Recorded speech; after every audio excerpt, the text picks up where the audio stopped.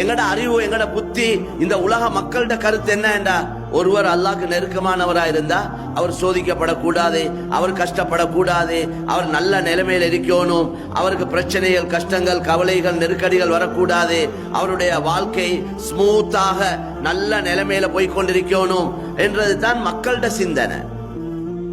அது குர்ஆன் ஹதீஸ்க்கு மாற்றமான ஒரு சிந்தனை கருத்து. அதனால ரசூல் ஸல்லல்லாஹு அலைஹி வஸல்லம் சொன்னாங்க, யுப்தலா الرجل على حسب دينه فإن كان في دينه صلابة زيد في بلائه وإن كان في دينه رقة خفف عنه. ஒரு மனிதன் அவனிடத்துல எவ்வளவு தீன் இருக்குதோ, எந்த அளவு அவன் உள்ளத்துல ஈமான் இருக்குதோ, அதுக்கேற்ற மாதிரி ஒவ்வொருத்தரும் சோதிக்கப்படுவாங்க. அவங்க தீன்ல உறுதியானவங்களா இருந்தா زيد في بلائه அவங்களுக்கு சோதனைகள் அதிகரிக்கப்படும். அவர் தீன்ல பலகீனமானவராயிருந்தால், ஈமான்ல பலகீனமானவராயிருந்தால் அவருக்கு சோதனைகள் லேசாக்கப்படும் என்று நபி ஸல்லல்லாஹு அலைஹி வஸல்லம் சொன்னார்.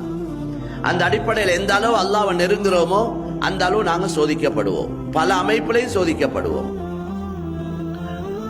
لا يزال البلاء بالمؤمن والمؤمنة في نفسه وماله وولده حتى يلقى الله تعالى وما عليه خطيئة. கண்ணியமான நபி ஸல்லல்லாஹு அலைஹி வஸல்லம் சொன்ன கருத்துக்கள் எங்களுக்கு ஒரு ஆறுதலாக இருக்கணும். ஆறுதல் வார்த்தைகள் இதெல்லாம். ஒரு மூமினான அடியான பொறுத்த வரையில அவனுக்கு தொடர்ச்சியாக சோதனை இருக்க வேண்டாம். உடல் ரீதியாக அவன் சோதிக்கப்படுவான், அவன் பொருளாதாரத்தில் அவன் சோதிக்கப்படுவான், அவன் பிள்ளைகளை கொண்டு சோதிக்கப்படுவான். இந்த ரெண்டாலையும் சோதனை லா யஸால் அல்லது மா யஸால், அது நீங்கவே மாட்டாது என்றா தொடர்ச்சியாக இருக்கும். எதுவரைக்கும்? ஹத்தா யல்கல்லாஹ தஆலா, அவர் அல்லாஹ்வை சந்திக்கும் வரைக்கும். அல்லாஹ்வை சந்திக்க காட்டி சோதனை தான். சோதனைக்கு முடிவு தான் மவுத்.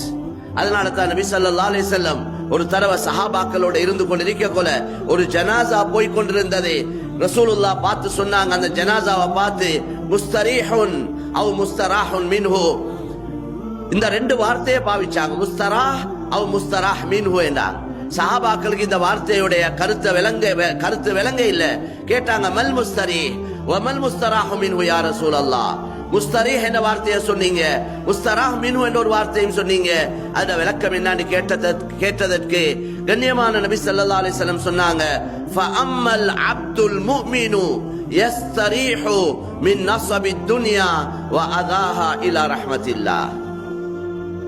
ஒரு மூமினான் அடியான பொறுத்த வரையில அந்த மூமினான் அடியான் துனியாவுடைய எல்லா கஷ்டங்கள் சிரமங்கள் சோதனைகள் நோவினைகள் இருந்து அவர் விடை பெற்று அல்லாஹ்வுடைய ரஹ்மத்தை அல்லாஹ்வுடைய அருட்கொடையை அனுபவிக்க அவர் போய் கொண்டிருக்கிறார். அவர் நிம்மதி அடைந்து கொண்டிருக்கிறார். முஸ்தராஹ் மின்ஹு என்றா யார்?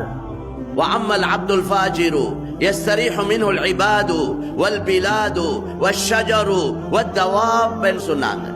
ஒரு பாவியை பொறுத்த வரையில அவண்ட மௌத்த கொண்டு ஊருக்கு நிம்மதி, மக்களுக்கு நிம்மதி, மரமட்டைகளுக்கு நிம்மதி, மிருகங்களுக்கு நிம்மதி கிடைக்குதுண்டா. பாவியான அடியான மௌத்த கொண்டு அவனுக்கு நிம்மதி இல்ல, அவனால மக்கியவங்களுக்கு நிம்மதி, ஊருக்கு நிம்மதி கிடைக்குது, மக்களுக்கு நிம்மதி கிடைக்குது, மரமட்டைகளுக்கு நிம்மதி கிடைக்குது, ஏனே எல்லா மிருகங்களுக்கு நிம்மதி கிடைக்குதுண்டா. அது எந்த அடிப்படையிலேண்டா?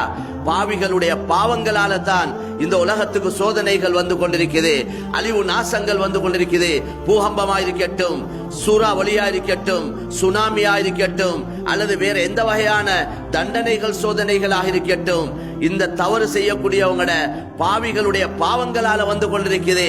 எனவே இந்த பாவிகள் உலகத்திலிருந்து விடை பெற்று போக போக இந்த ஏனைய படைப்பினங்கள், இந்த எல்லா படைப்பினங்களும் நிம்மதியாக வாழும். இந்த மரமட்டையுடைய அல்லது ஏனைய மிருகங்களுடைய ஏனைய படைப்பினங்களுடைய பாவத்தால் அல்ல சோதனை வருவது. சோதனை வருது மனிதர்களால, பாவம் செய்யக்கூடியவங்களோட பாவங்களால தான் சோதனை வருது. அந்த பாவத்தால அந்த சோதனையால எல்லாம் கஷ்டப்படுவது.